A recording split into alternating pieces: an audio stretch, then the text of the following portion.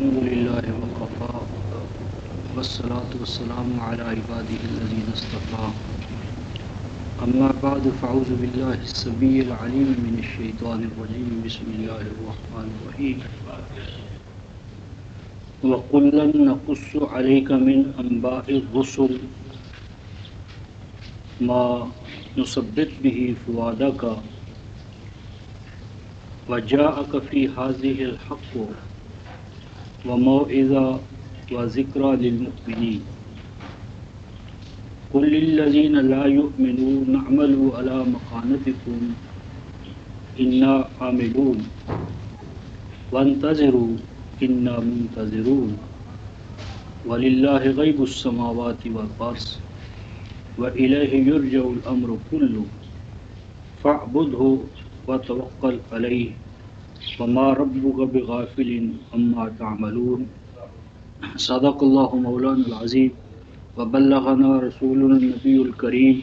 ونحن على ذلك من الشاهدين الشاكرين والحمد لله رب العالمين۔ آج رفتہ محترم دسمبر کی 18 تاریخ ہے اور قرآن فہمی کے جو قرآنی اصول ہم نے شروع کیے ہیں ان کا دوسرا مرحلہ شروع ہوتا ہے۔ پہلے مرحلے میں ہم نے بنیادی 3 اصول دیکھے تھے۔ اصول اول یہ تھا کہ قرآن پورے کا پورا محل تدبر ہے، پورے کا پورا قرآن بائے بسم اللہ سے لے کر والناس کے سین تک پورا قرآن جو ہے یہ تدبر کا موضوع ہے، اس پہ تدبر کیا جانا چاہیے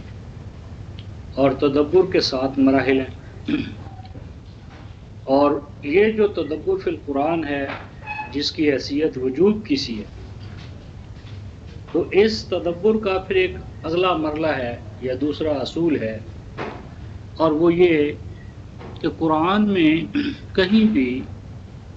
کوئی تضاد نہیں ہے، کنٹرڈکشن نہیں ہے، تخالف نہیں ہے کہ ایک مقام پر کوئی بات ہو، دوسرے مقام پر کوئی اور بات ہو، اور وہ دونوں ایک دوسرے کی نگیشن کریں، ایک دوسرے کو رد کریں، ایک دوسرے کے اندر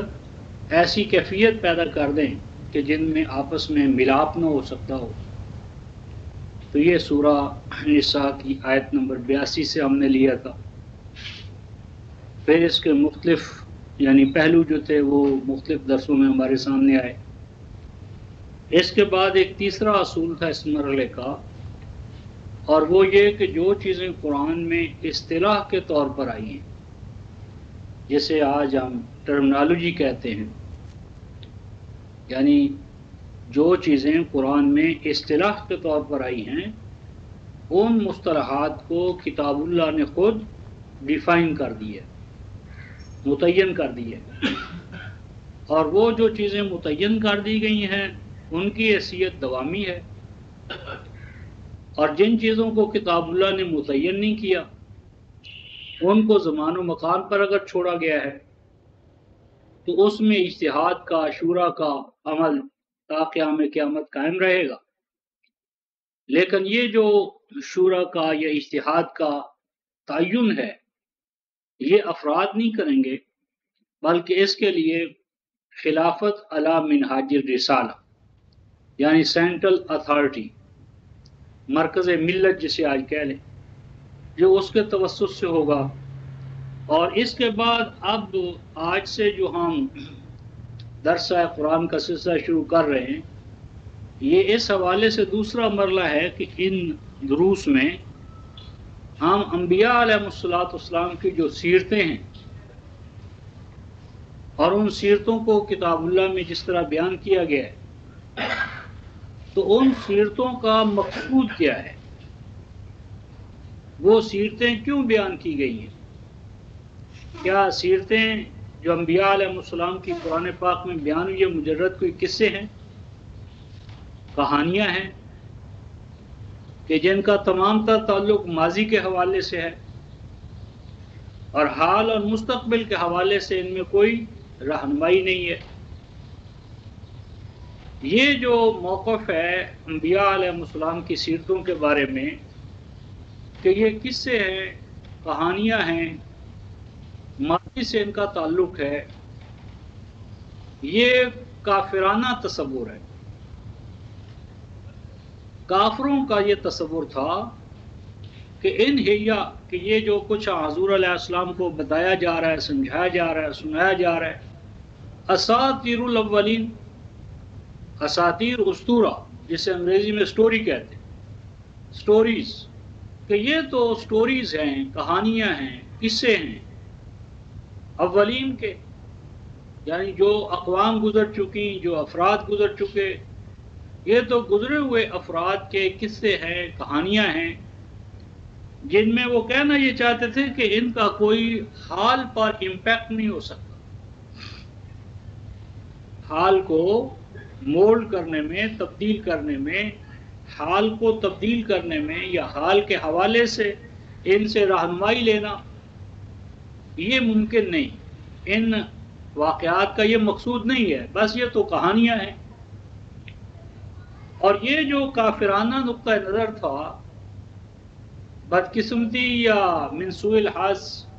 یہ جو ہے یہی تصور جو ہے یہ آج ہمارا بن چکا ہے۔ انبیاء علیہ السلام کے تمام واقعات کو ہم بھی ایک قصے کے طور پر، کہانی کے طور پر لے رہے ہیں، ایک ایسا قصہ اور کہانی کہ جس کے اندر ہمارے لیے کوئی ہدایت یا رہنمائی جو ہے وہ نہیں ہے۔ نہ صرف ہدایت و رہنمائی نہیں ہے، بلکہ مزید برآں یہ کہ ان کے اندر اسرائیلی روایات شان نزول کے نام پر اس حد تک یعنی ان کو داخل کر دیا گیا ہے، قدم قدم پر اسرائیلی روایات بطور شان نزول، کہ جس کے نتیجے میں کتاب اللہ کی جو ابدیت ہے، کتاب اللہ کا فار ایور جو گائیڈ ہونا ہے، وہی محل نظر ہو گیا، وہ اپنے مقام پر قائم نہیں رہا۔ حالانکہ شان نزول کو بڑے زور شور سے جو ہمارے بزرگ بیان کرتے ہیں، انہی میں ایک بزرگ ہے حضرت شاہ ولی اللہ، تو ان کا نقطہ نظر جو ہے وہ جواہر القرآن میں علامہ غلام اللہ مرحوم بیان کرتے ہیں کہ انا اضر الاشیاء فی فہم القرآن شان النزول، کہ قرآن فہمی میں بہت بڑی جو رکاوٹ ہے یا نقصان پہنچانے والی جو چیز ہے وہ کیا ہے؟ شان نزول، کہ شان نزول قرآن حکیم کے راستے میں ایک بہت بڑی رکاوٹ ہے، سنگ گراں ہے، پہاڑ کی طرح جو راستہ روکے ہوئے ہے فہم قرآن کا، وہ شان نزول کا تصور ہے۔ اور شاہ ولی اللہ نے الفوز القبیر فی اصول التفسیر، جو عربی ہے ہمارے پاس نسخہ، اس کے صفحہ 17 سے 22 تک 5 صفحات میں شان نزول کے جو مضر اثرات ہیں قرآنی موومنٹ پر، قرآنی طلباء پر، قرآن فہمی کے حوالے سے جو ان کے منفی اثرات ہیں، ان کا یعنی تفصیل سے انہوں نے ذکر کیے۔ پھر بتایا کہ شان نزول کا متقدمین کے ہاں کیا مفہوم تھا، متاخرین جو ہیں وہ اس کو کس حوالے سے لیتے ہیں۔ تو کہنا یہ تھا کہ شان نزول کے حوالے سے اسرائیلی روایات لا کر انبیاء علیہ السلام کے واقعات کو اس حد تک داغدار کر دیا ہے کہ جن کے اس یعنی داغدار ہونے کے نتیجے میں ان سے ہدایت اور رہنمائی حاصل کرنا تو ایک طرف رہا، بلکہ انبیاء کے بارے میں انسان بڑے خطرناک قسم کے اعتراضات کا، شکوک کا شکار ہو جاتا ہے۔ مثلا اگر آپ سورہ الاعراف جو 7ویں سورہ ہے، اس کی آیت 190 کا مطالعہ کریں، اور موضح القرآن جو ہماری تقریباً اردو کی تمام تفاسیر کی ماں ہے، جتنے بھی ہمارے ہاں تراجم ہوئے ہیں رفقائے محترم قرآن پاک کے، وہ الگ بحث ہے کہ وہ واقعی قرآن حکیم کے تراجم ہیں یا ان کے پیچھے کسی اور چیز نے بہت زیادہ اثر ڈالا ہے۔ تو اردو تراجم کی جو بنیاد ہے وہ شاہ ولی اللہ کا فتح الرحمن ہے، اور فتح الرحمن کو پھر ان کے بیٹوں نے شاہ عبد القادر، انہوں نے اس کا یعنی با محاورہ ترجمہ کیا، اور شاہ رفیع الدین نے تحت اللفظ، اور شاہ عبد القادر نے حواشی بھی لکھے تاکہ قرآن سمجھنے میں آسانی ہو۔ تو وہ جو قرآن فہمی کے حوالے سے آسانیاں پیدا کرنے کے لیے حواشی لکھے گئے ہیں ان کا نام ہے موضح القرآن۔ اور وہ کس طرح کی آسانیاں پیدا کرتے ہیں، ایک مثال سے غور فرمائیں جو میں نے ابھی مثال دی ہے، سورہ الاعراف آیت 190، جس میں فرمایا کہ اے نوع انسانی، تمہارا خالق وہی ہے جس نے تمہیں ایک سیل سے پیدا کیا یا ایک حقیقت واحدہ سے پیدا کیا، یا تمہیں سب کی ایک ہی تمہاری جو ہے وہ نیچر بنائی، سب کے اندر یکساں قسم کی جبلتیں رکھی، یکساں قسم کا مزاج، افتاد طبع، نفس واحدہ۔ اب اس کے حاشیے پر حضرت شاہ صاحب لکھتے ہیں کہ حضرت حوا کو جب پہلی دفعہ وہ بچہ وغیرہ کا عمل ہونے لگا تو شیطان آ گیا، اور شیطان نے آ کر کہا کہ تیرے پیٹ میں تو ایک بہت بڑی بلا ہے۔ تو مائی صاحبہ نے کہا پھر کیا کریں؟ کہتے ہاں تم میرے نام کی دعا مانگو، یہ بلا تمہاری ٹل جائے گی۔ تو اس کے کچھ دن بعد بچہ پیدا ہوا، تو پھر وہ شیطان بزرگ شکل میں آ گیا اور اس نے کہا دیکھو اب یہ بیٹا تمہارے ہاں اس لیے ہو گیا کہ تم نے میرے حق میں لیے دعا مانگی تھی میرے حضور میں، تو اب وہ تمہاری بلا ٹل گئی ہے، اب ہم نے یہ بیٹا دے دیا ہے۔ تو پوچھا اچھا تو ہم کیا کریں؟ تو کہا کہ اس کا نام تم عبد الحارث رکھ دو۔ اور حارث جو ہے شاہ صاحب لکھتے ہیں کہ یہ نام تھا شیطان کا۔ تو عبد الحارث جب انہوں نے نام رکھ دیا تو اس کا معنی ہوا عبد الشیطان، شیطان کا بندہ، شیطان کا بندہ۔ تو یہ نام رکھ دیا مائی صاحبہ نے، لیکن نام رکھنے سے پہلے آدم علیہ السلام سے مشورہ کیا، تو انہوں نے کہا ٹھیک ہے رکھ دو تم اس کا نام عبد الحارث۔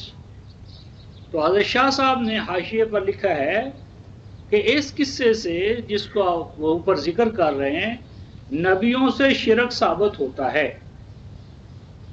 نبیوں سے شرک ثابت ہوتا ہے۔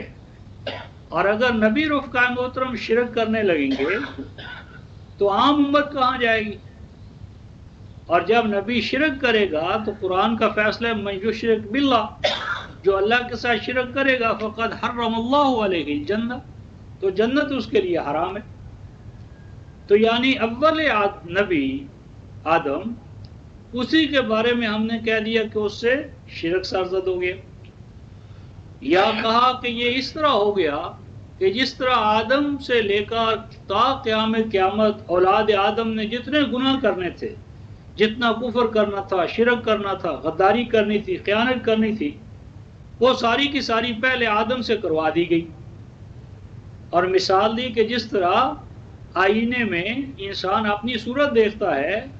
تو آدم اپنی اولاد کے لیے آئینے کی مثال ٹھہرے، اور جو کچھ اولاد آدم سے سرزد ہونا تھا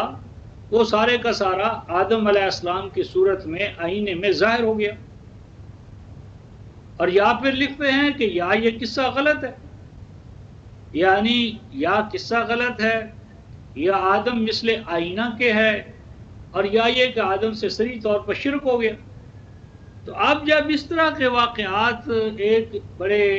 معتبر مقدس بزرگ کے لکھے ہوئے ایک طالب علم کے سامنے آئیں گے تو وہ کیسے اس جال سے نکلے گا، اور وہ یہ پڑھ کر کیا ہدایت و رہنمائی حاصل کرے گا؟ مثالیں تو اور بھی دی جا سکتی ہیں، بتانا میں نے صرف یہ تھا کہ اب یہ جو واقعہ علامہ صاحب نے لکھا ہے تو دیکھنا یہ درکار ہے کیا سیاق و سباق میں کہیں آدم کا ذکر ہے؟ آدم صفی اللہ کا کہیں ماقبل میں مابعد میں ذکر ہے؟ سیاق و سباق کیا ہے اس واقعے کا، اور اس واقعے کو بتا کر ہمیں سبق کیا دینا مطلوب ہے، ہمارے لیے کیا ہدایت و رہنمائی ہے؟ تو اس حوالے سے آج ہم یہ جو سلسلہ درس شروع کر رہے ہیں، ان میں انبیاء علیہ الصلوۃ والسلام کے واقعات جو قرآن حکیم میں بیان ہوئے ہیں، اور ان واقعات سے ہمارے لیے جو ہدایت و رہنمائی کا سامان ہے، ہدایت و رہنمائی کے لیے جو سنگھائے میل ہیں، مائل سٹونز ہیں، ان کو ہم کتاب اللہ کی آیات بینات کی بنیاد پر سمجھنے کی کوشش کریں گے۔ اور سمجھنے کا مقصود یہ ہے کہ وہ جو قرآن تغیر، تبدیلی اور انقلاب چاہتا ہے انسانی ذات میں، انسانی معاشرے میں اور بین الاقوامی سطح پر، اس کے لیے ہم اپنے آپ کو وقف کر سکیں۔ تو اس حوالے سے ہم آج کے درس کا آغاز سورہ ہود جو ہے 11ویں سورہ، اس کی آیت 120 سے کر رہے ہیں۔ اس میں اللہ تبارک و تعالی ارشاد فرماتے ہیں وَكُلًّا نَقُصُّ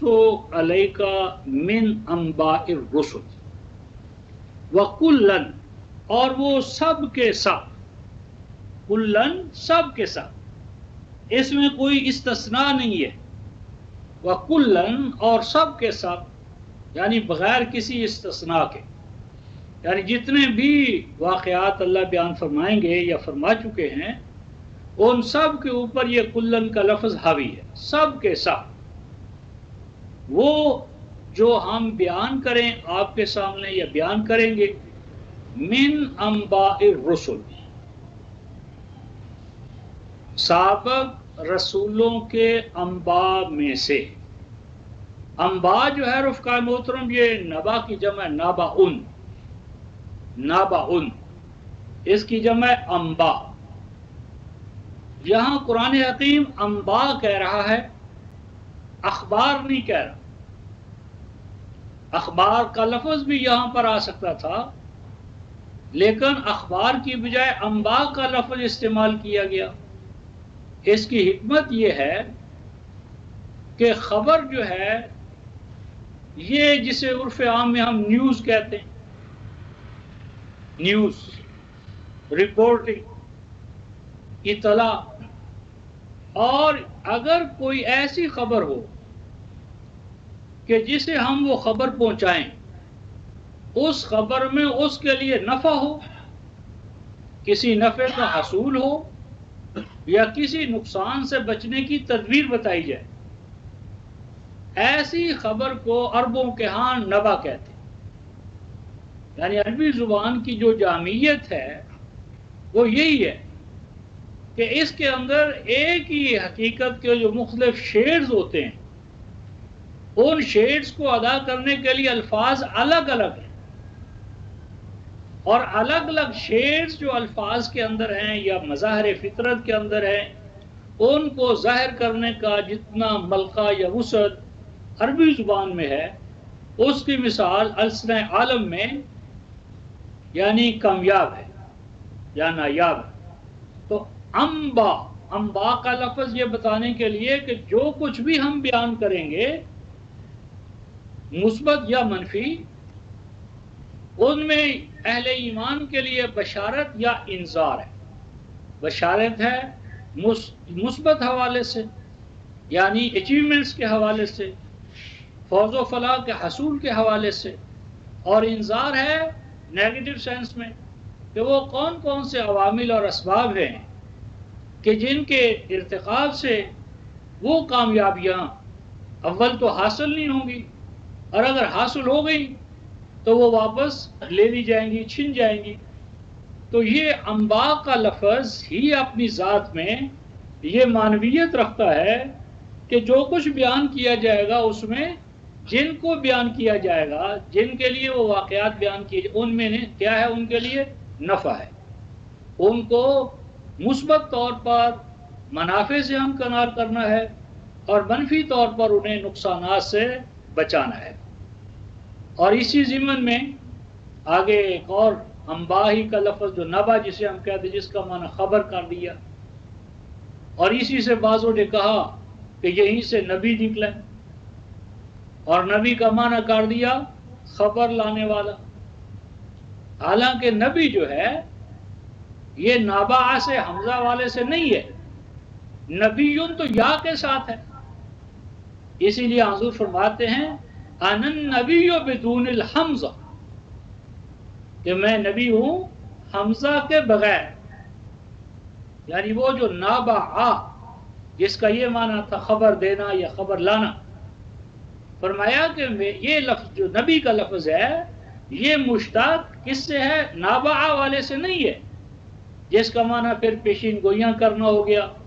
اور پھر پیشین گوئیوں کرنے کے حوالے سے ہر پیشین گوئی کرنے والے نے اپنے لیے نبوت کا دعویٰ کر دیا۔ تو فرماتے ہیں حضور کہ انا النبی، میں نبی ہوں بدون الحمزہ، حمزہ کے بغیر۔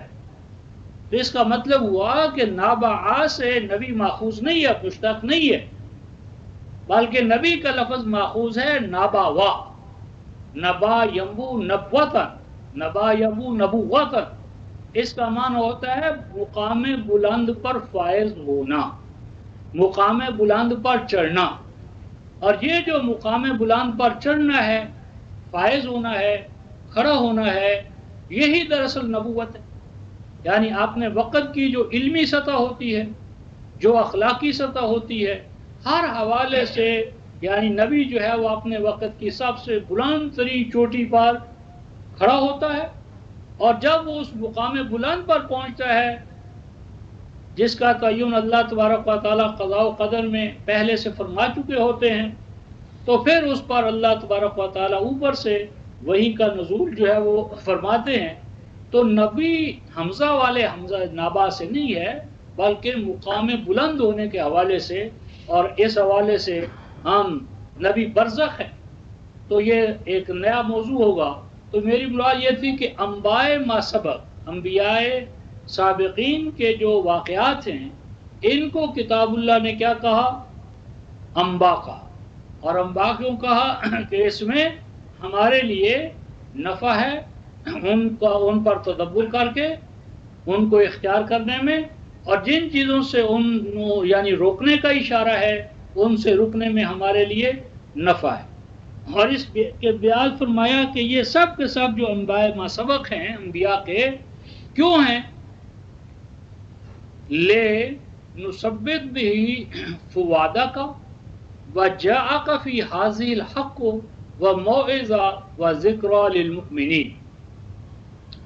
اس میں دو چیزیں فرمائی، نبی کے حوالے سے، حضور علیہ السلام کے حوالے سے فرمایا کہ اس میں تثبیت فؤاد ہے، آپ کے دل اور دماغ کو اپنے موقف پر،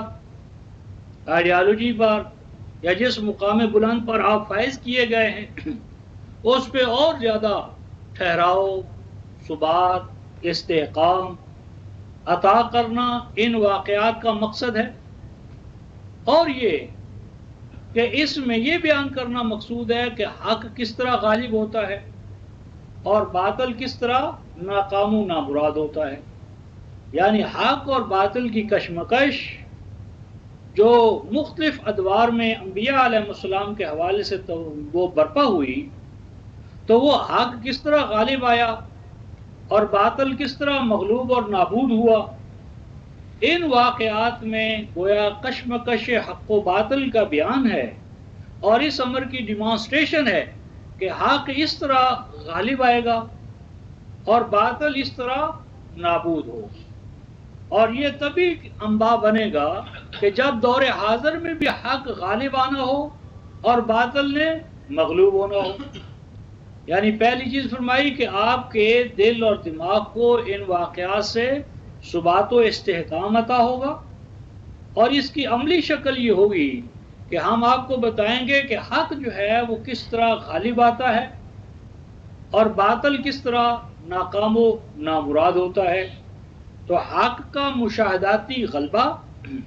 اور باطل کی مشاہداتی حوالے سے مغلوبیت، یہ ان واقعات میں ڈیمانسٹریشن کے طور پر، مشاہدے کے طور پر، ایک جس طرح پریکٹیکل کرایا جاتا ہے، سائنسی اسٹوڈنٹس کو پریکٹیکل ڈیمانسٹریشن کروائی جاتی ہے کہ یہ تھیوری ہے اور اس تھیوری کو اس طرح ان پریکٹس لاؤ، اور اس تھیوری کی ڈیمانسٹریشن جو ہے وہ اس طرح ہوگی کہ وہ جو تھیوریز ہیں ان کی جو پریکٹیکل ڈیمانسٹریشن ہے، جسے دو لفظوں میں ہم کہتے ہیں حق اور باطل کی کشمکش، حق کا غلبہ اور باطل کی مغلوبیت، تمام واقعات سے یہ بات نمایاں ہو کر سامنے آ جائے گی کہ حق ہر دور میں غالب رہا اور باطل جو ہے وہ نابود اور معدوم ہوا۔ یہ دو چیزیں تو نبی پاک صلی اللہ علیہ وسلم کے حوالے سے ہوئی، اور اس کے بعد سوال پیدا ہوا کہ بھئی یہ تو حضور علیہ السلام کے حوالے سے ہوگی نا بات، ما نثبت بہ فؤادک آپ کے لیے، تو حضور علیہ السلام تو نبی تھے، رسول تھے، ہم تو نبی اور رسول نہیں ہیں، ہمارے لیے ان واقعات میں کیا رہنمائی ہے؟ ان انبیاء ما سبق کے واقعات میں ہمارے لیے کیا گائیڈنس ہے، ہمارے لیے کیا لیسنس ہے، ہمارے لیے کیا، ہمارا ان سے کیا تعلق ہے؟ وہ تو نبی تھے، ان کا تعلق ہوگا، ہم تو نبی نہیں ہیں، رسول نہیں ہیں، تو ان واقعات کے اندر ہمارا کیا ذکر ہو، ہمیں کیوں سنانا مقصود ہے، ہمارے لیے اس میں کیا لیسنس ہیں، ہمارا کیا ان واقعات سے تعلق ہے؟ اس کے لیے پہلی بات تو یہ رفقا محترم کہ سورہ الانبیاء کی آیت 10 جو ہے 21/10، اس میں اللہ تعالیٰ فرماتے ہیں لَقَدْ أَنزَلْنَا إِلَيْكُمْ كِتَابًا فِيهِ ذِكْرُكُمْ أَفَلَا تَعْقِلُونَ۔ پہلا اصول یہ بیان فرمایا کہ اے انسانوں، اے مسلمانوں، یہ قرآن کتاب ہماری ہے، قرآن نازل کرنے والے، لکھوانے والے، بھیجنے والے ہم ہیں، لیکن اس قرآن میں ذکر اذکار کن کا ہے؟ فی ہے ذکرکم، اس قرآن میں جو کچھ مذکور ہے، جو ذکر اذکار ہے، وہ تمہارا ہے، جس کو علامہ نے کہا کہ جبریل بھی تیرے، مصطفیٰ بھی تیرے، قرآن بھی تیرا، مگر یہ حرف شیریں ترجمہ تیرا ہے یا میرا۔ اس حرف شیریں میں یعنی کتاب اللہ میں جو ترجمانی ہے وہ کس کی ہے؟ فرمایا وہ حرف شیریں تمہارا ترجمان ہے، تمہارے مقاصد کی ترجمانی ہے، تمہارے فوز و فلاح کی ضمانت ہے، اور تمہیں ناکامی اور نامرادیوں سے بچانا مقصود ہے۔ قرآن ہمارا ہے اور مقصود قرآن تم ہو، بھی ہے ذکرکم، اس میں جو ذکر ہے، ذکر اذکار ہے، جو چیزیں مذکور ہیں، یا ذکر بمعنی شرف و مجد، کہ جس کے شرف و مجد کی ضمانت کے لیے قرآن نازل ہوا ہے وہ تم ہو۔ اور آگے کیا فرمایا؟ افلا تعقلون، اے مسلمانوں کتنی بڑی غفلت ہے کہ قرآن ہمارا، ذکر تمہارا، اور ایسے قرآن میں کہ جس میں ہم نے تمہارا ذکر کیا ہے۔ یوں سمجھے کہ کوئی خط لکھتا ہے کسی کو، اور خط میں جس آدمی کے بارے میں یا جس دوست کے بارے میں ذکر کرتا ہے تو وہ کہتا ہے صاحب خط میں اگر ہمارا ذکر ہے پڑھو، وہ ایک دلچسپی کے ساتھ، شدت احساس کے ساتھ وہ کہتا ہے صاحب خط پڑھو، ہمارا اس میں ذکر ہے۔ تو اللہ تعالیٰ فرماتے ہیں فی ذکرکم، خط ہمارا ہے، لکھنے والے ہم ہیں، لکھوانے والے ہم ہیں، لیکن ذکر اذکار کن کا ہے؟ فی ذکرکم، اے مسلمان ذکر اذکار، اے انسان ذکر اذکار، اس میں سارے کا سارا تیرا ہے۔ افلا تعقلون، کتنے بڑے تعصب کا مقام ہے کہ ذکر تمہارا، اور تم نے فیصلہ کر لیا کہ اول تو ہم قرآن پڑھیں گے نہیں، اور اگر پڑھ لیا اللہ پر احسان جتانے کے لیے تو کیا کریں گے؟ بلا سوچے سمجھے۔ افلا تعقلون، کیا واقعی تم نے فیصلہ تو نہیں کر لیا کہ تم نے قرآن میں عقل سے، فہم سے، بصیرت سے کام نہیں لینا؟ کیوں تم عقل و بصیرت کے چراغ گول کر کے قرآن دیکھ رہے ہو؟ تو جس بات پر تنبیہ اور سرزنش کی تھی رفقا محترم، اسی کا آج ہم ارتکاب کر رہے ہیں۔ افلا تعقلون،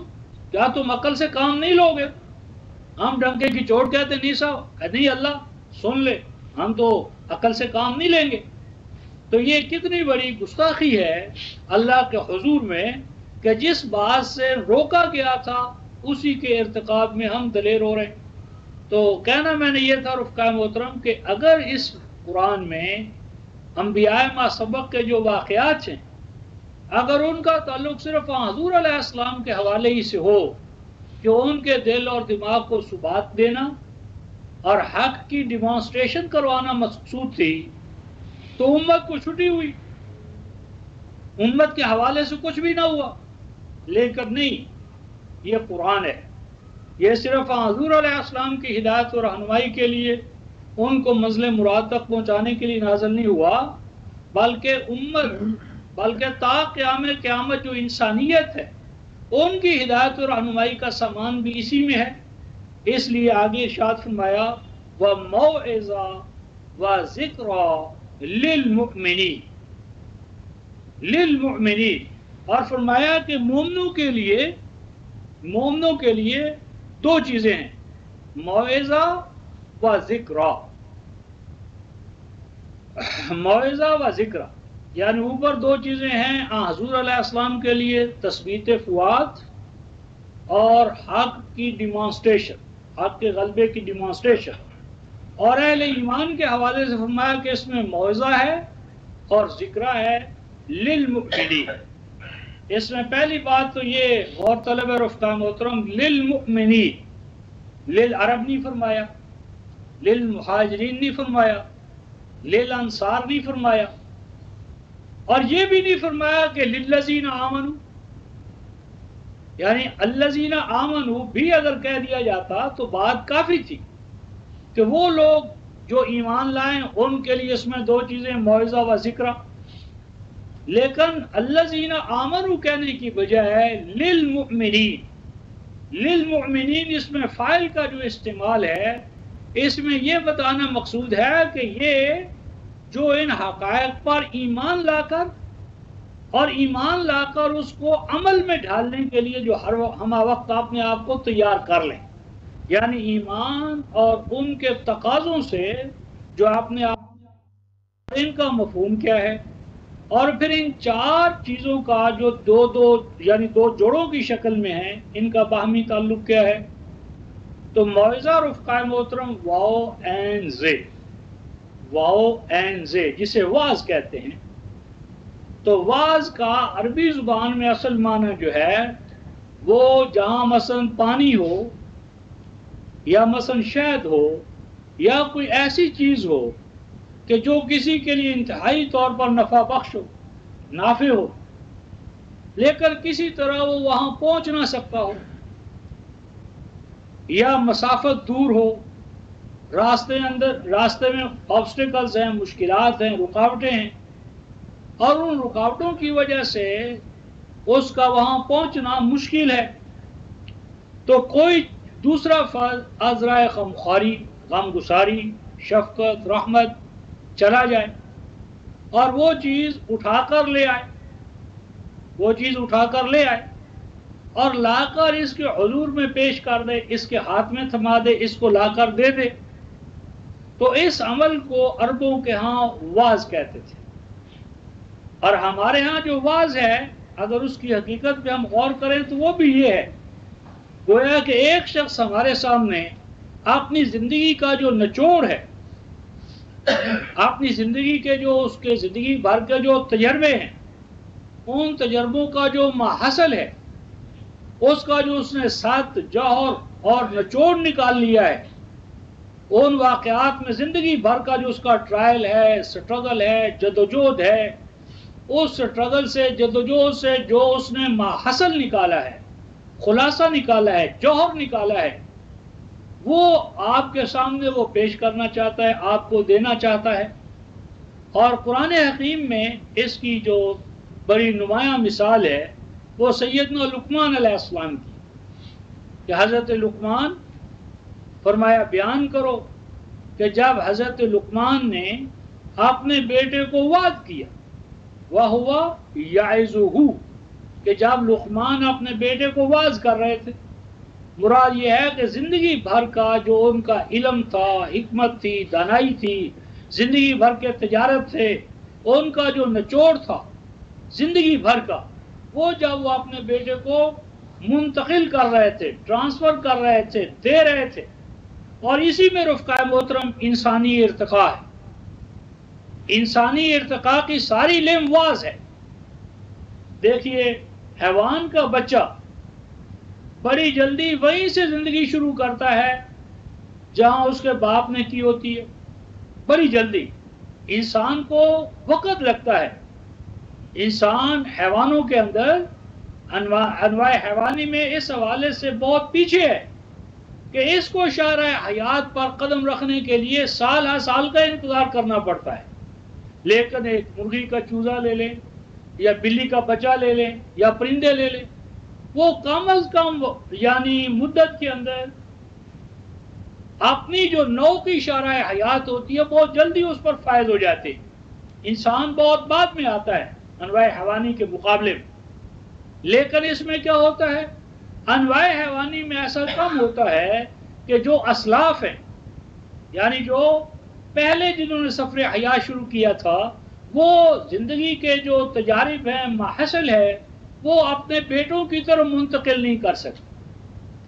ہر حیوان کا بیٹا یا بچہ جہاں سے داخل ہوتا ہے وہیں رہتا ہے. اس میں کوئی ارتقاء یا کوئی ڈپازٹ کرنے کا عمل یا باپ سے بیٹوں کی طرف جو علم یا حکمت یا تجارب کا انتقال ہے یہ نہیں ہوتا. لیکن انسانی ارتقاء سارے کا سارا اس بات پر ہے، اور یہ کبھی سورہ والنازعات کے اندر جو پہلی 5 آیتیں ہیں اس کا اگر آپ غور تدبر سے پڑھیں گے تو پتہ چلے گا کہ انسانی ارتقاء جو ہے انفرادی زندگی میں اور اجتماعی زندگی میں جن 5 مراحل سے گزرتا ہے، ان میں سے چوتھا مرحلہ کیا ہے کہ جو کچھ ہم حاصل کر لیتے ہیں ہم چاہتے ہیں کہ ہم اس کے اندر کمپیٹ کریں، مقابلہ کریں، دوسروں سے آگے بڑھیں، اور پھر ہم اس کو مدون کر کے اگلی نسل کی طرف منتقل کرتے ہیں. تو ہر یعنی جو آگے بڑھنے والی قوم ہے یا نو ہے یا باپ ہے، اس کا جو کچھ اس نے حاصل کیا ہے وہ منتقل کرنا اپنے بیٹے کی طرف، اخلاق کی طرف، یہ جو ہے یہ عمل واز ہے. اور اس میں دراصل پوری جو وحی ہے اور وحی کا پورا پروسیس ہے اور وحی کا جو محصل ہے وہ ایک لفظ میں چھپا ہوا. یعنی عقل انسانی جو ہے وہ اجزاء حقائق کو اجزاء میں تقسیم کرتی ہے اور جزوی طور پر جز کے طور پر وہ حقیقت کی طرف پہنچتی ہے. ایرر اینڈ ٹرائل کے حوالے سے بڑا وقت لگا کر، بڑے نقصانات کر کے، اور وہی کا پروسیس جو ہے وہ اکانومائی کر دیتا ہے. اس میں اکانومی ہے ٹائم کی، سٹرگل کی، جدوجہد کی، اور وہ اس حوالے سے شارٹ کٹ ہے کہ جہاں پر عقل انسانی نے تجرباتی طور پر صدیوں میں پہنچنا ہوتا ہے، اور وہ بھی شاید زگ زیگ طریقے سے کتنی یعنی جانی اور مالی قربانیاں دے کر، نقصان اٹھا کر، تو وہی اس تمام سٹرگل اور جدوجہد کو مختصر کرتے ہوئے اور محفوظ طریقے سے قافلے کو منزل تک پہنچاتے ہوئے وہ جو عمل ہے اس کا، یا جو اس کا آؤٹ پٹ ہے، یا اس کا جو محاصل ہے، یا اس کا یہ جو فنکشن ہے، یہ سارے کا سارا یہ واز ہے. گویا کہ ارتقاء بشر میں یا نوع انسانی کو منزل مراد تک پہنچانے میں، یا آپ کو یا مجھے منزل مراد تک پہنچانے کے لیے جو گائیڈنس درکار تھی، جو رہنمائی درکار تھی، اس کو یہاں پر واز کے ایک لفظ میں تعبیر کر دیا گیا. اس حوالے سے ایک واقعہ ہے تاریخی طور پر رفقائے محترم کے برطانیہ کا ایک بہت بڑا ڈرامہ نویس جسے برنارڈ شاہ کہتے ہیں، جارج برنارڈ شاہ، اس کا ایک ڈرامہ ہے جس کا نام ہے arms and man. Arms and man. تو کسی کرٹک یا نقاد نے اس کے اوپر یہ تنقید کی یا اپریسیشن کہہ لیں، اس کی داد دی اسے، اور یہ کہا کہ یہ جو ڈرامہ ہے ون ایکٹ پلے شاہ نے جو لکھا ہے، تو یوں نظر آتا ہے کہ جس طرح یہ ڈرامہ لکھ کر شاہ جو ہے وہ شیکسپیئر سے آگے نکل گیا، اور یہ جو اس کا محبت ہے شاہکار برنارڈ شاہ یعنی شیکسپیئر کا، یوں نظر آتا ہے کہ جس طرح آرمز اینڈ مین میں جو فنکاریت ہے یا جو صلاحیتیں ہیں یا جو حذاقت فن ہے وہ شیکسپیئر سے بھی بہت آگے. تو برنارڈ شاہ نے جب یہ الفاظ پڑھے تو ہم جیسے یعنی کوئی تو اور ہی کوئی تاثر لیتے. تو اس نے برنارد شاہ نے ایک ہی جملہ کہا رفقائے محترم، اور یہ بات بڑی پتے کی اور سبق کی اس نے کہی. اس نے کہا بات یہ ہے کہ میں شیکسپیئر سے بڑا نہیں ہوں، میں خود اپنا مقام جانتا ہوں، اور آرز اینڈ مین کی بھی حقیقت مجھے معلوم ہے. صرف اتنی بات ہے کہ جو شیکسپیئر ہے جہاں پر اس کا کام ختم ہوتا ہے، یا یوں سمجھیں کہ ایک مقام پر یا مکان پر ایک دیوار ہے، مکان ہے، تو جہاں پر جا کر اس کی ہائٹ ختم ہوتی ہے، اگر وہاں کوئی شخص جا کر اپنا پاؤں رکھے، قدم وہاں جا کر رکھے، تو لازمی بات ہے کہ اس کا قد جو ہے وہ 12 13 18 فٹ اونچا نظر آئے گا. لیکن اگر وہ دیوار درمیان سے ہٹا دی جائے تو پھر وہ بہت چھوٹے قد والا اور بونا ہو جائے گا. تو برنارد شاہ نے یہ کہا رفقائے محترم کہ بات یہ ہے کہ شیکسپیئر کے جو تجربات ہیں، اس کا جو محصل ہے، اس کے جو کچھ اس نے دینا تھا اس نے جو دیا ہے، تو وہاں سے میں نے اپنے کام کا آغاز کیے، وہاں سے ہم شروع ہوئے. تو اس حوالے سے میں بڑا نظر آتا ہوں، بڑا میں نہیں ہوں. اگر درمیان میں سے وہ نکال لیا جائے جو شیکسپیئر ہے تو میں بہت بونا ہوں. یہی دراصل زندہ اور مردہ قوموں کا فرق ہے کہ زندہ قوم میں یہ ہوتا ہے کہ ہر آنے والا پہلے کی جو بنیاد ہوتی ہے، محنت ہوتی ہے، محصل ہوتا ہے، اس کو ریکگنائز کرتا ہے، اس کی اپریسیشن کرتا ہے، اور اس کو تسلیم کرتے ہوئے وہاں سے آگے بڑھتا ہے. تو ردے پر ردہ لگتا اٹھتا چلا جاتا ہے، بقول حضرت مولانا عبید اللہ سندھی کے، کہ جب ردے پر ردہ لگاتے چلے جائیں تو عمارت قائم ہو جاتی ہے. اور اگر ہر آنے والا جو ہے وہ پچھلے کی بنیاد کو گرا دے، جو 4 اینٹیں پہلے رکھی ان کو گرا دے، ہر کے آمد عمارت نوساخ، ہر آنے والا پہلے کدال سے ماضی میں جو اچھے ان سب کو گرانا شروع کر دے، گرانے ہی میں ساری عمر گزر جائے گی، اور کوئی پازیٹیو اچیومنٹ جو ہے وہ افراد اور اقوام کا نہیں ہو سکے گی. تو اس میں یہ سبق دیا گیا کہ ہم اپنے بزرگوں کو، جو ہمارے اسلاف ہیں، ان کے جو نیک کارنامے ہیں، اچھائیاں ہیں، خوبیاں ہیں، ان کو ہم اپنے اندر جمع کریں،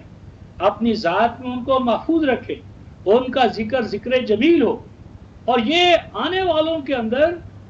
ذکر جمیل کا قائم رہنا یہ کوئی بری بات نہیں ہے. یہ تو انبیاء علیہ السلام کی دعا ہے. سیدنا ابراہیم علیہ السلام کی یہ دعا تھی، کیا کہ پروردگار وجعل لی لسان صدق فی الآخرین، کہ آخرین جو آنے والے آئیں وہ ان کے اندر کیا ہو، لسان صدق فی الآخرین، آنے والوں کے اندر میرا ذکر صداقت کے ساتھ ہو، امانت کے ساتھ ہو، محسن انسانیت کے حوالے سے میرا ذکر ہو. اور قرآن نے کہا سلام علی ابراہیم، تو میری مراد یہ تھی کہ موعظہ کا لفظ جو وعظ سے ہے تو اس میں یہ مقصود ہے کہ اے نوع انسانی یا اے اہل ایمان، تمہیں بھی منزل مراد تک پہنچنے کے لیے جو ہدایت، جو رہنمائی درکار ہے، وہ جوہر کے طور پر، خلاصے کے طور پر، ایسنس کے طور پر، وہ ساری کی ساری وہی نے نکال کر تمہیں دے دی ہے. اور دوسری چیز فرمائی وہ ذکر، اور یہ ذکرہ جو ہے یہ فعل کا وزن ہے اور یہ مصدر ہے. اور اس کے کس چیز کا مصدر ہے؟ اس کے اندر علماء نحات نے، علماء صرف نے تھوڑا سا یعنی ان کی آراء کا اختلاف ہے. اختلاف کی بجائے ہم کہہ سکتے ہیں وسعت ہے کہ یہ مجرد سے ہے، ذاکرہ یذکرو سے ہے، یا ذکرہ یذکرو سے ہے، یا تذکرہ یا تذکرو سے ہے. یعنی ذکرہ جو ہے یہ 3 افعال کے حوالے سے استعمال ہو سکتا ہے، مجرد کے حوالے سے ذاکرہ یذکرو، اور مزید فی ذکرہ یذکرو، اور تیسرا ہے تذکرہ یا تذکر. اور اس لیے بہتر یہ ہے کہ ہم اس ذکرہ کو ان تینوں کا محصل سمجھیں. تو جب یہ تینوں کا محصل ہو جائے گا تو اس میں پھر ایک تین اس کے رخ یا پہلو نکلیں گے، اور اس میں ذاکر ہونے کا عمل بھی آ جائے گا، مذکر ہونے کا عمل بھی آ جائے گا اور متذکر ہونے کا پہلو بھی آ جائے گا، اور پھر یہ ذاکر، یہ مذکر، یہ متذکر، یہ تین پہلوؤں کو جب ہم کتاب اللہ کے ساتھ جوڑیں گے اور تینوں پہلوؤں سے جب کتاب اللہ کے جو ذکر کے پہلو ہیں یا اوصاف ہیں ان کو جمع کریں گے تو ایک نیا موضوع اور ایک نیا بیان ہمارے سامنے آئے گا۔ اس لیے ہم اس کو یوں سمجھتے ہیں کہ ذکر کا معنی یعنی تمہیں ذاکر بنانا، تمہیں مذکر بنانا اور تمہیں متذکر بنانا مقصود ہے۔ تو جہاں تک پہلا ذکر ہے رفقائے محترم، یہ ذکر کیوں ہے؟ ایک تو اسی حوالے سے کہ قرآن خود ذکر ہے، اِنَّا نَحْنُ نَزَّلْنَا الذِّكْرَ وَإِنَّا لَهُ لَحَافِظُونَ، لیکن ذکر جو قرآن ہے اس کو عربی میں ذکر کہتے کیوں ہیں؟ اس کو ذکر کہتے کیوں ہیں؟ تو یہ پھر تھوڑا سا مسئلہ بن جائے گا علم اشتقاق کا، فلالوجی کا، کہ یہ ذکر اور ایک انسان کے پاس ذکر ہے، انسان ذکر اور انثی کا مجموعہ ہے۔ انسان کو جب وہ مذکر ہوتا ہے تو ذکر کیوں کہتے ہیں؟ تو بس وہ جو انسان ذکر ہے تو انسان کو دراصل مرد بنانے والا، اس میں مردانگی پیدا کرنے والا، جوہر مردانگی پیدا کرنے والا، اسے باپ بنانے والا، اسے خلاق بنانے والا، اس سے عمل تولید کروانے والا جو سسٹم اور نظام ہے وہ ذکر ہے، اور اس کا محصل جو ہے وہ ذکر ہے۔ یعنی انسان کو صحیح معنی میں، جس طرح شاعر نے کہا کہ بہت افسوس کہ آدم جو ہے وہ ابھی انسان کو میسر نہیں ہے انسان ہونا، آدم کو میسر انسان ہونا، تو انسان کو انسان بنانے والا، اس حوالے سے بشر کیا ہے، آدم کیا ہے، انسان کیا ہے، اور پھر الانس کیا ہے۔ تو یہ جو بشر کے ساتھ جو آدم کا تعلق ہے، آدم کے ساتھ جو انسان کا تعلق ہے، انسان کے ساتھ جو انس کا تعلق ہے، انس کے ساتھ جو اناس کا تعلق ہے، تو یہ بھی 5 مراحل ہیں۔ تو ان 5 مراحل کے اوپر جو ہے جو لفظ حاوی ہوگا وہ ہوگا ذکر، اور ذکر کو ذکر بنانے والا وہ ہوگا ذکر۔ تو پہلے مرحلے میں انسان کو صحیح معنی میں مرد بنانا، اس میں جوہر مردانگی پیدا کرنا، مردانگی کے اوصاف و کمالات پیدا کرنا، اسے ذکر اور اب بنانا، اس کو صاحب اولاد کرنا، اس سے نوع انسانی کے اندر ایک نظام نو جو ہے اس کی تخلیق اور ایجاد کرنا، تو وہ جو پروسیس ہے وہ ذکر ہوگا۔ اور جب ایک فرد جو ہے وہ اس میں کامل ہو جائے گا تو وہ مذکر کہلائے گا، اور جب وہ کمال متعدی ہو جائے گا تو وہ متذکر ہو جائے گا۔ اور ان انفرادی دائرے میں،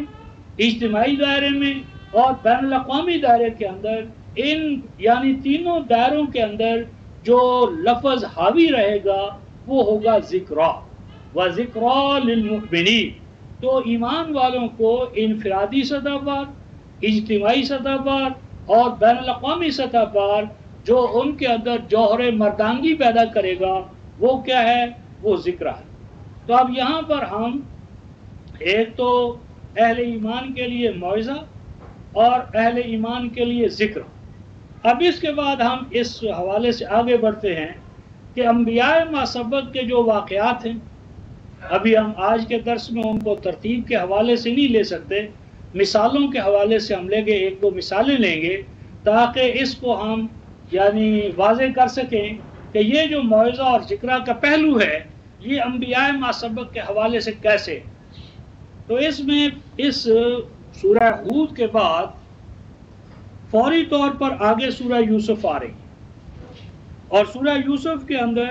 یہاں پر نحن نقص علیک احسن القصص بما اوحینا الیک ھذا القرآن،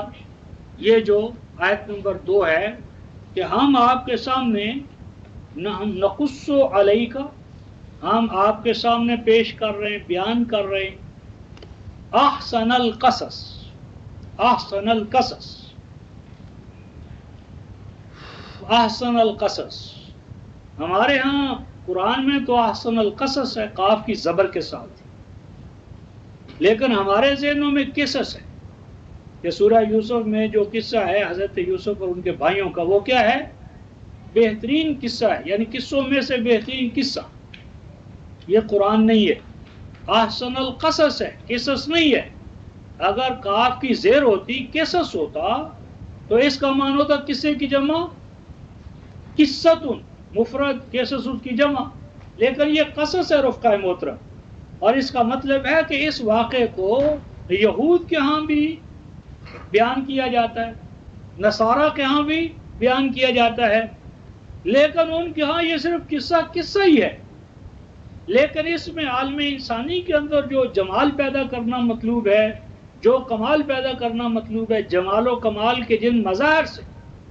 امت مسلمہ کو، حضور علیہ السلام پر ایمان لانے والوں کو جس جمال و کمال سے مزین کرنا ہے، آراستہ کرنا ہے،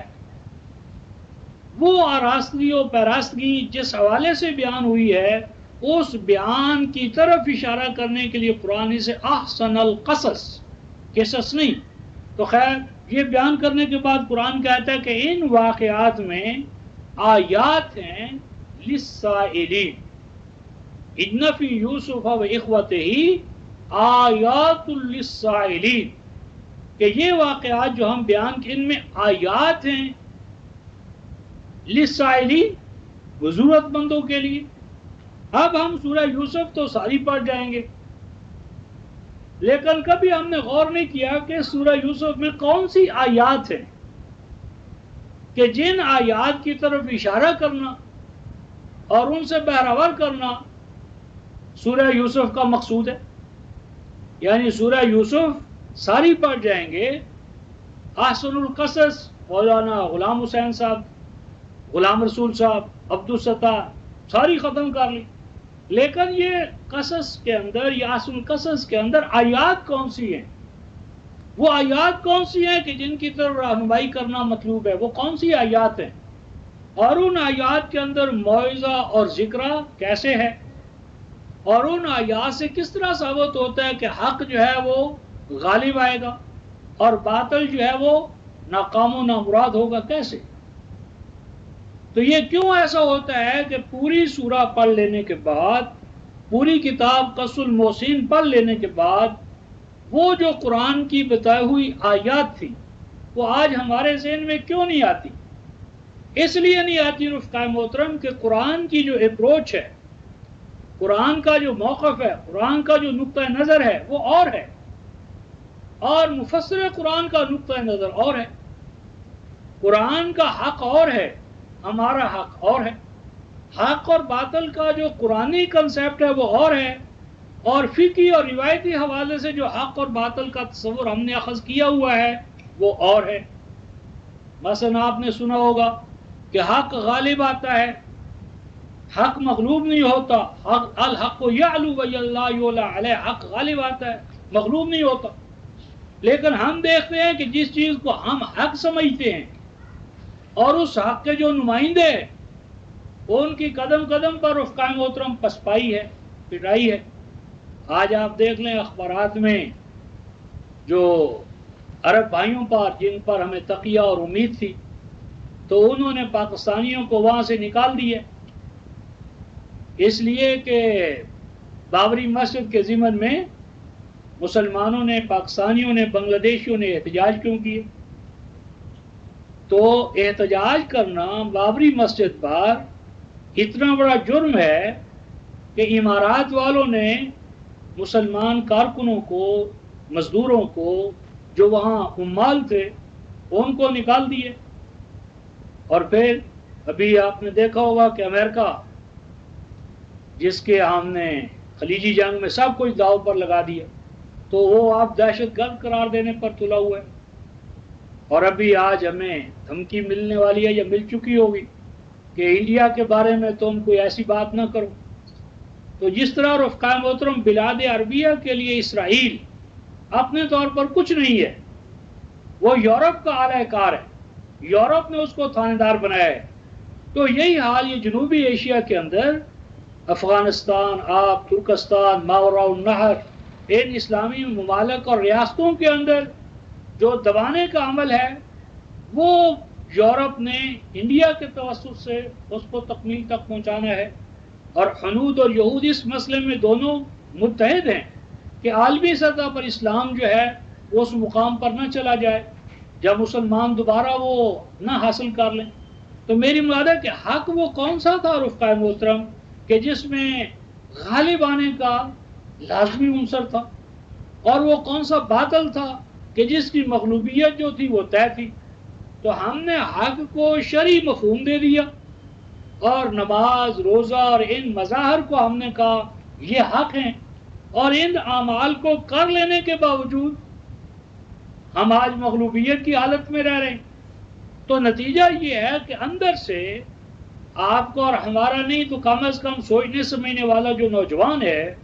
وہ اس اعتماد سے محروم ہو گیا ہے. وہ قرآن میں آپ سے سنے گا اور پڑھے گا کہ اِنَّهُ لَا يُفْلِحُ الظَّالِمُونَ، کہ ظالم کامیاب نہیں ہوتے. لیکن مشاہدہ اس کا یہ ہے کہ جتنا بڑا ظالم ہے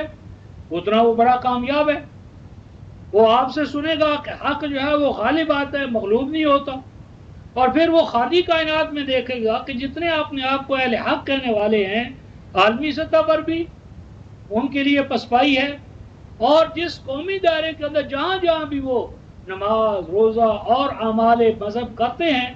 اس کے باوجود وہ جو دوسرے ہیں ان کے ماتحت ہیں، ان کے لیے ان کی کوئی حیثیت نہیں ہے.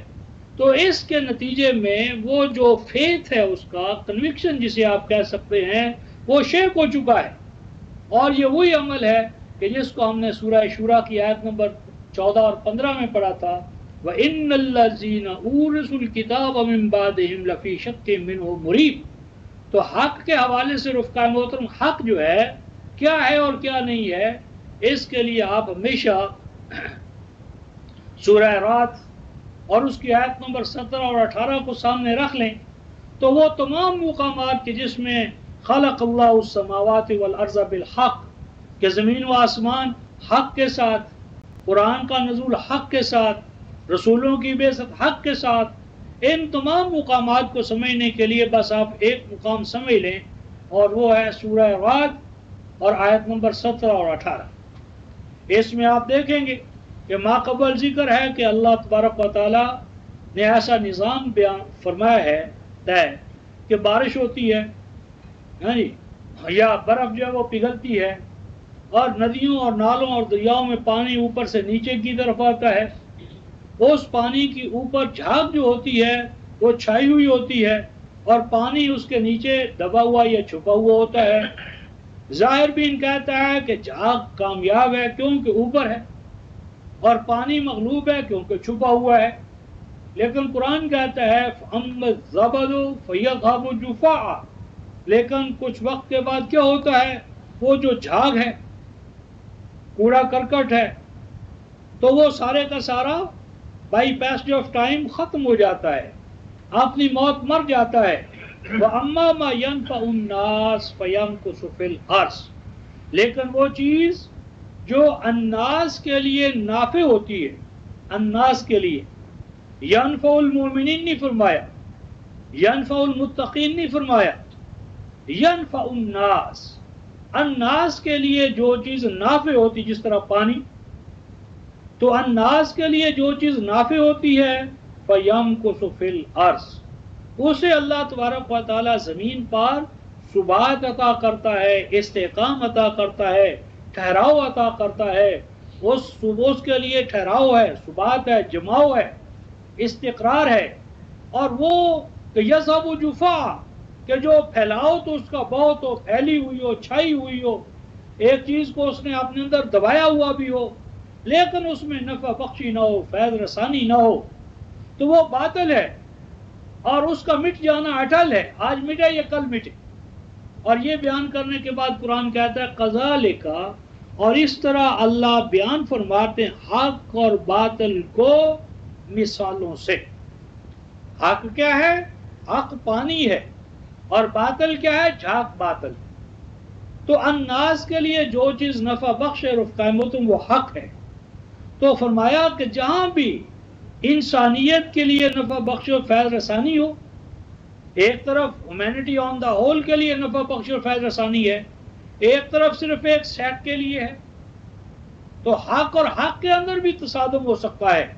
لیکن اس معنی میں کہ ایک محدود دائرے کا حق ہے، ایک اس سے وائڈر دائرے کا حق. یعنی یا تو کشمکش باطل اور باطل کے مابین ہوتی ہے کہ ایک چھوٹا باطل ہوتا ہے ایک بڑا باطل ہوتا ہے، یا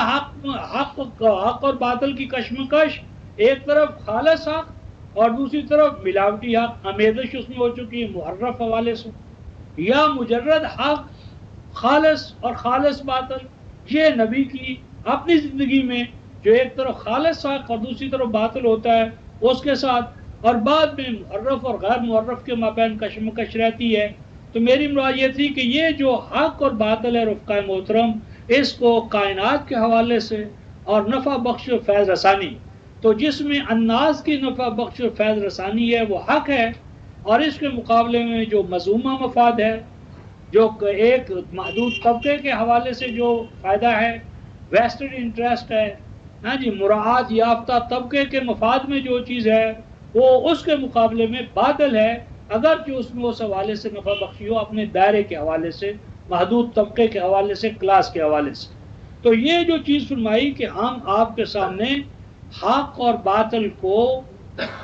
مشاہداتی طور پر سامنے لانا چاہتے ہیں، تو انبیاء ما سبق کے یہ واقعات جو ہیں رفقائے محترم، اس میں یہ دکھانا مقصود ہے کہ حق کس طرح غالب آئے گا اور باطل جو ہے وہ کس طرح نامراد ہوگا، معدوم ہوگا۔ تو ان واقعات کے یعنی حوالے سے ایک اور مقام سورہ القصص 28ویں سورہ جو ہے اس کی آیت نمبر 3 اور 4، یعنی اگر آپ پڑھیں تو آسین میم سارے واقعات بیان، قرآن کہتا ہے نتلو علیکا، ہم آپ کے سامنے بیان کرتے ہیں موسیٰ اور فرعون کے واقعات، اور ان واقعات کرنے کا مقصد کیا ہے؟ بالحق، وہی بات کہ ہم بتائیں گے کہ یہ کس طرح حق جو ہے جو الناس کے لیے نافع ہے وہ کس طرح کامیاب ہوا، اور اس کے مقابلے میں جو باطل تھا وہ کس طرح ناکام و نامراد ہوا۔ اور پھر فرمایا ان واقعات کے اندر جو ایمان لانے والے ہیں، جو علم کے متمنی ہیں، ان کے لیے آیات ہیں۔ اب ہم سورہ القصص ساری پڑھ جائیں گے،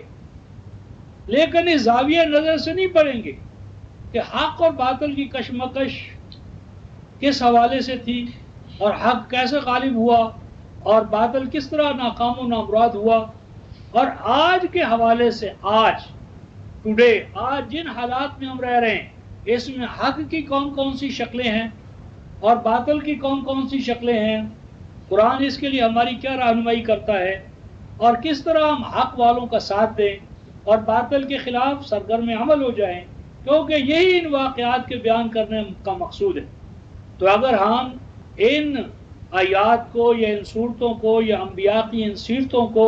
مجرد اس حوالے سے پڑھتے رہیں کہ ٹھیک ہے جی پڑھ لیا، اللہ اللہ خیر صلی اللہ، تو یہ قرآن فہمی کا یا قرآن سمجھنے کا انبیاء نبوی طریقہ کار نہیں ہے، صحابہ کا طریقہ کار نہیں ہے۔ تو یہ ہمارے لیے تبھی نافع ہے کہ جب ہم آج کے جو حق کے مظاہر ہیں ہاں جی ان کو پہچان کر ان کے دست و بازو بنیں، بلکہ ان کی قیادت کریں، اور جو آج کے باطل والے ہیں ان کے خلاف ہم سرگرم عمل ہو، تو پھر تو ان واقعات کا مقصود جو ہے وہ ہمیں صحیح معنی میں ہاتھ لگے گا۔ اور اگر یہ نہ ہوئی تو یہ اسی طرح کی ہوگی کہ جس طرح ثواب کے حصول کے لیے مختلف مذاہب کے اندر یا ہمارے مسلمانوں کے اندر مذہب کے حصول کے لیے تلاوت قرآن ہے مردوں کو ثواب پہنچانے کے لیے، تو وہاں مردوں کو ثواب ہوگا اور ہمارے لیے ذہنی عیاشی کا سامان ہوگا، لیکن یہ دونوں طریقے نبوی طریقہ کار سے ہٹے ہوئے ہیں۔ تو آج کے اس درس میں ہم نے تمہید کے طور پر انبیاء ما سبق کو اور ان کے واقعات کو سمجھنے کے لیے جو ماسٹر کی ہے، شاہ کلید ہے، اس کو بیان کیا ہے۔ یہ ایک اصول ہے، اس پر سوالات نماز کے بعد، اور اس کی اپلیکیشن جو ہے وہ اگلے دروس میں ہوگی، اور اس میں ہم سیدنا نوح علیہ السلام کے واقعات وہاں سے بات شروع کریں گے، اور اس میں فوری طور پر جن حوالوں سے ہمیں